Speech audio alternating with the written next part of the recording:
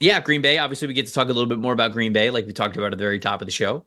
What's your matchup that matters here? This is a historic, classic matchup between two of the Classic. oldest teams in the NFL, Packers and the Niners. With two very good friends at head coach for either one of these You're teams. right, Matt LaFleur So, and Kyle Shanahan. yes, they are very, very good friends. And Matt LaFleur took a lot from Matt LaFleur basically does the same thing that Kyle Shanahan does in a lot of ways, but he just does it with tight ends instead of running backs. The way that he uses multiple tight end sets and kind of builds his offense off of that. But what is so dangerous about the Green Bay Packers is you never know who's going to go off for them because they have a lot of good to great options. They don't have like that one elite wide receiver that you can always key in on or, no bank on him having a triple digit kind of game.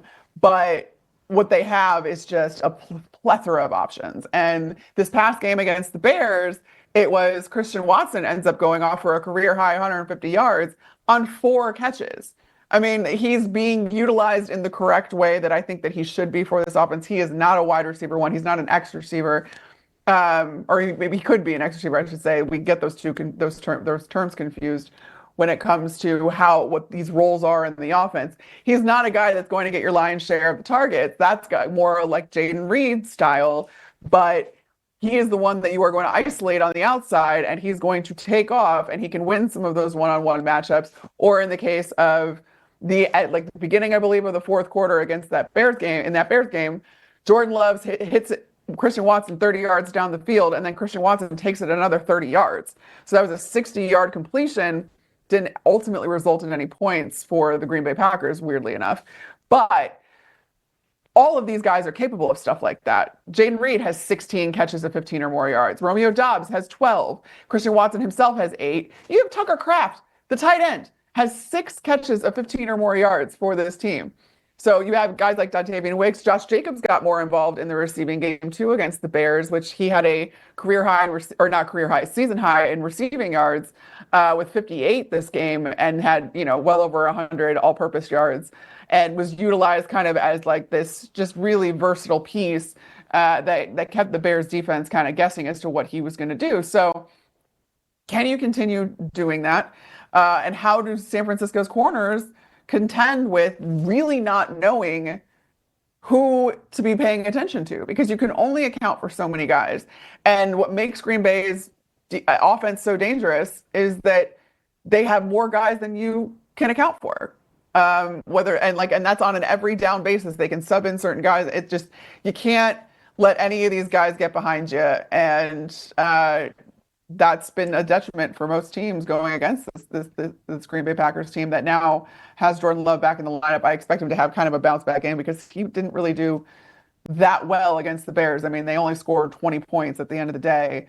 You're going to want more production when you're going against Kyle Shanahan's offense. I'll flip to the other side. Same matchup, just on the other side of things. I'm going to go the Packers cornerbacks versus the Niners wide receivers. Obviously, we know that Brandon Ayuk is not in this lineup, but we've seen what Juwan Jennings can do. We've seen a little bit of what Ricky Pearsall can do. You throw in the tight ends, you throw in Christian McCaffrey. They're going to be going up against a Packers secondary that has struggled this season. 58.1 coverage grade as a team. That's 24th in the NFL. They're 25th in EPA per pass over the last month specifically. Jair Alexander is the only one with a coverage grade above 65 over the last month.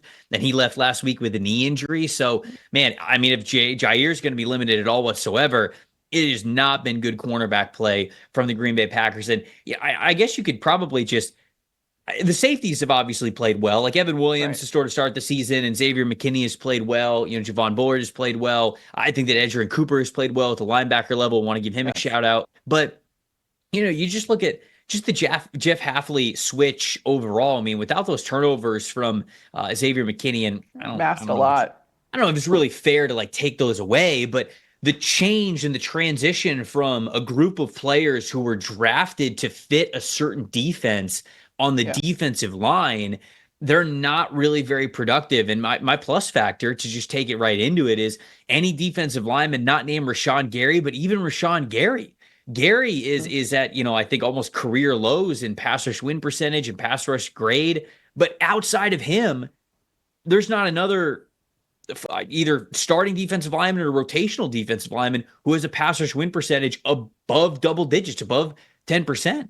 So this whole unit, it feels like it's just not coming together and playing well. And so whether it's the cornerback room and the defensive line room for Green Bay right now are their two biggest draft needs. As I'm sitting here starting to get into mock drafts and think about what team needs are and everything, those are the two areas for Green Bay that are their biggest drawbacks right now. And I think in this game in particular, as a matchup that matters, going up against San Francisco's passing weapons, and then of course them getting after Brock Purdy as well. I don't know if they have the firepower. They have not shown it so far this season. So shoot, I'd be leaning the Niners in this one, even with how good Green Bay's offense can be. I think that San Francisco is going to have their way with Green Bay's defense a little bit here. Yeah, that was kind of my biggest question mark coming out of the bye for Green Bay was how are you going to address not being able to get pressure up front? Because that was, to your point, those Xavier McKinney takeaways and the takeaways of the defense overall, which kind of had this cluster and I think still ranks in the top 5 in takeaways overall. That masked a lot of these other issues where you were like, okay, they're taking the ball away, which is really the most effective way to play defense. But at the same time, what are you doing in between those? It was very feast or famine for this Green Bay Packers defense. And now coming out of the bye where, listen, they shipped off Preston Smith because, again, to your point, again, the scheme fit. Defensive schemes are more fluid than ever. Even in a 3-4 defense, you're in a 4-down front. And when you're in your nickel package, like all of that is very fluid. But where you run into issues is when you have guys that are built for certain roles in those schemes that no longer fit that kind of criteria. So Preston Smith was a perfect example of a guy that's a great 3-4 outside backer, not so much a 4-3 D end. So that's where you wanted to see, all right, you shipped him off. You're no longer trying to fit a square peg into a round hole when it comes to him and trying to get him involved in all the other stuff. Can you now maximize the talent that you do have and let them settle into their roles a little bit more between Rashawn Gary, Lucas Van Ness? He's been relatively quiet, and then some of those guys up front. The Packers defense did end up that last drive of Chicago's, started that drive out with back-to-back sacks. So they had 3 sacks in this game against Chicago. They were able to get a little bit more pressure, but was that more of a symptom of, the Bears being a little bit more discombobulated with all of the shifts that they were going through, having a young quarterback? They did get their tackles back on their offensive line, but Tevin Jenkins wasn't in there. Did that play a role? All that kind of stuff. Now, just like we were saying about the Bears, do it again. Packers, do it again. Sure. You have to get after Brock Purdy. But my plus factor for this game in particular is going to be the Packers overall on offense have to be better in the red zone. And more specifically, they need to be better in goal-to-go situations because they are converting just 64.71% of the time inside the 10. Not just the 20, inside the 10.